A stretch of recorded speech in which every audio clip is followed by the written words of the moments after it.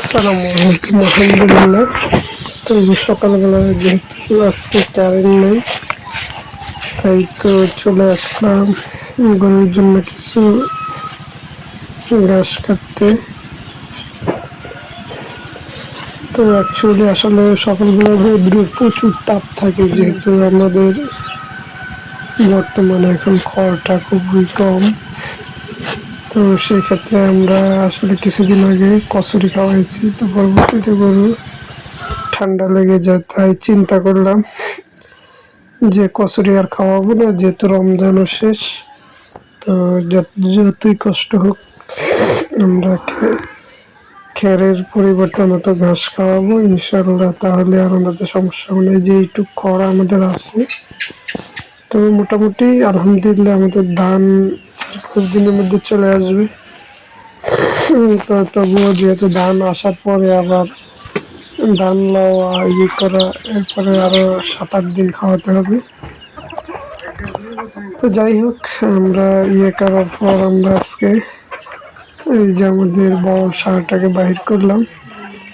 তো আমরা দুইজন আসলে নিয়ন্ত্রণ করতে পারতেছি না, যেহেতু একে প্রায় 1 বছর পর বাহির করেছি।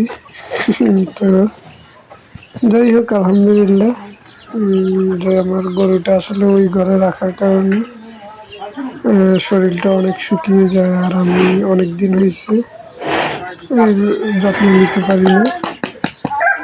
তো এই জন্য আমরা অন্য যে নতুন ঘরটা করছি ওটার মধ্যে নিয়ে যাব, যেন পর্যাপ্ত খাবার ওকে দেওয়া যায়।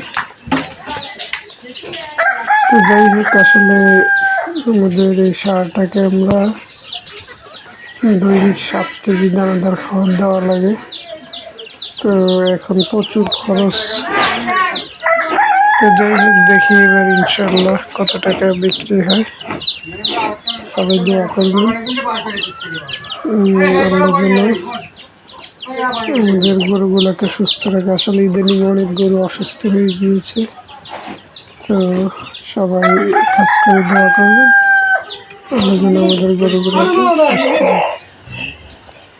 সবাই ভালো থাকবেন, ভিডিওটা পুরোপুরি দেখতে থাকবেন। আমরা কীভাবে গরুকে ঘরে নিই, অনেক জ্বালায়, অনেক দুষ্ট গরুকে নিয়ন্ত্রণ করা একবারই পসিবল না। তো অ্যাকচুয়ালি আমাদের অন্যান্য গরুগুলো এর মতটাই একটু বেশি জ্বালা। যাই হোক আলহামদুলিল্লাহ, সবাই দোয়া করবেন।